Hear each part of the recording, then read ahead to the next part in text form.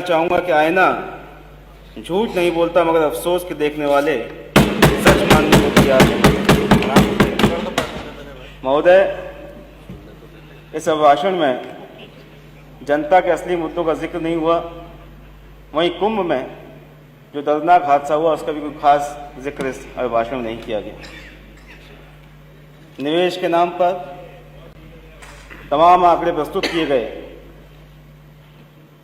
तमाम हमारे सत्ता पक्ष साथियों ने बताया कितना निवेश आ रहा है, कितना नहीं आ रहा, और पिछले कुछ समय में जो इन्वेस्टर मीट सरकार के द्वारा की गई उसमें हज़ारों हज़ार करोड़ के MOU साइन किए गए, लेकिन ज़मीन पर कोई भी इन्वेस्टमेंट दिखाई नहीं दे रहा। हमारे माननीय राष्ट्रीय अध्यक्ष जी ने जो महाकुंभ में हादसा हुआ उसके लिए लोकसभा में 2 मिनट मौन की मांग की थी, लेकिन स्पीकर महोदय ने इसे इनकार कर दिया। तो मैं वही मांग यहाँ विधानसभा में दोहराता हूँ कि जिन लोगों ने अपनी जान गंवाई उनके लिए 2 मिनट का मौन हम लोग सदन में रखें।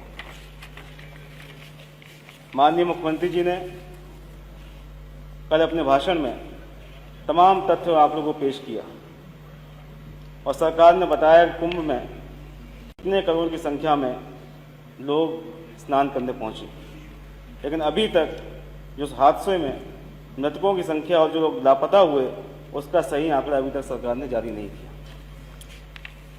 वहीं माननीय मुख्यमंत्री जी को उनके किसी सलाहकार ने AI के माध्यम से जनरेट की गई एक फ़ोटो उनको दिखा दी। उन्होंने कहा कि क्रिकेटर मोहम्मद शमी उन्होंने भी स्नान जो है महाकुंभ में किया।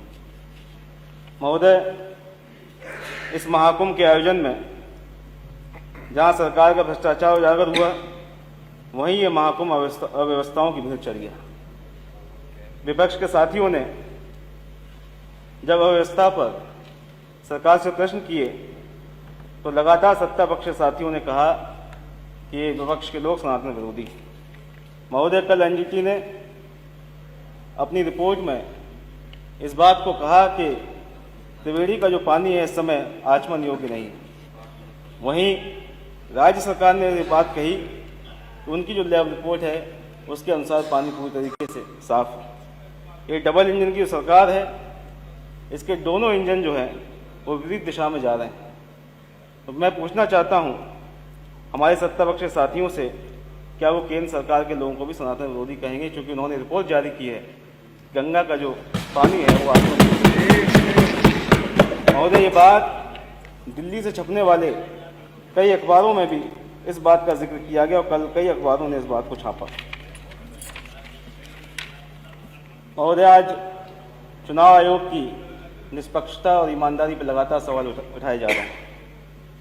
अभी जो उपचुनाव हुए प्रदेश में, मैं भी उस उपचुनाव के माध्यम से आज सदन पहुंचा हूं, लेकिन जिस तरीके से सरकार ने उस चुनाव में सभी हदों को पार किया, लोकतंत्र का हनन हुआ और जिस तरीके से वोट की लूट की गई, लोगों को वोट डालने से रोका गया, बूथ कैप्चरिंग की गई, वो एक स्वस्थ लोकतंत्र के लिए एक अच्छा निशान नहीं है।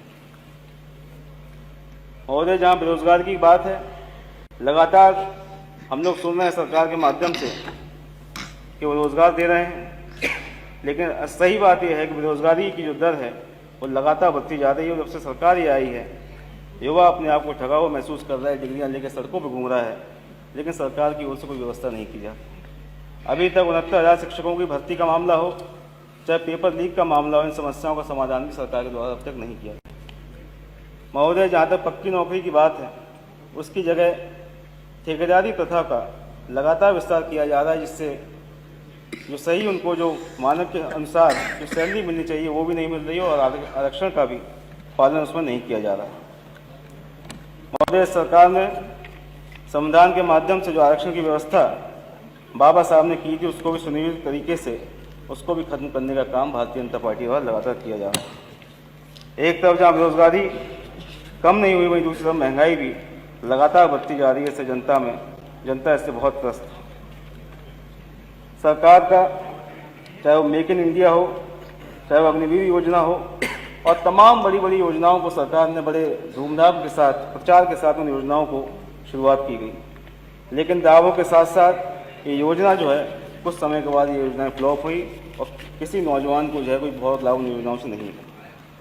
महोदय, हमारा जो किसानों की समस्याओं को लगातार हम लोग अपनी मांग को रखते रहे, किसानों की समस्या का कोई समाधान अभी तक नहीं निकला। और 2014 से लेके जब से केंद्र में भाजपा की सरकार बनी, किसानों की आय को दोगुना करने की बात होती रही, लेकिन 11वां साल ये चल रहा है, अभी तक किसानों की आय को दोगुना नहीं किया। आज भी किसान आत्महत्या करने को मजबूर है, और जहां सरकार के द्वारा बड़े बड़े उद्योगपतियों को अरबों रुपए का कर्जा माफ किया गया, वहीं आज भी किसान कुछ हजार के कर्ज में अपनी जमीन खोने को मजबूर है। जहां तक गन्ना किसान की बात है, 7.5 साल की सरकार में, 8 साल की सरकार में गन्ना मूल्य भी अभी तक नहीं बढ़ाया गया, और किसानों को बकाया भी लगातार बढ़ता जा रहा है। किसानों को बकाया भी सरकार के द्वारा नहीं दिया गया। मेरी सरकार से मांग है कि किसानों की आय को दुगना करने की जो बात आपने कही थी इतने सालों से, माननीय सदस्य खत्म कर लीजिए मेड इन स्पीच, हम 2 minute the, made in 6 minutes हो गए। मैम, महोदय, जहाँ एमएसपी की बात होती है फसलों की, उसको भी सरकार नहीं दे पा रही है, वहीं खाद, बीज और कीटनाशकों की कीमतों में भी लगातार बढ़ोतरी की जा रही है। बिजली को महंगा किया गया, छुट्टा पशुओं से आज पूरा प्रदेश परेशान है। जहाँ सांड के हमले में तमाम लोगों की जान जा रही है, वहीं किसान रात रात भर जाग के अपनी खेतों की रखवाली करने को महोदय आज मजबूर है। जहाँ तक शिक्षा और स्वास्थ्य की बात है, CSC PSC में डॉक्टर नहीं मिल रहे हैं, वहीं जो बड़े अस्पताल हैं वहाँ भी इलाज की समुचित व्यवस्था सरकार के द्वारा नहीं की गई। अभी हमारे साथी कुछ दिन पहले जब कैंसर इंस्टीट्यूट में गए तो वहाँ की बदहाली और वहाँ डॉक्टरों से जब बात की, उन्होंने अपनी जो व्यथा है वो हमारे माननीय सदस्यों को बताई।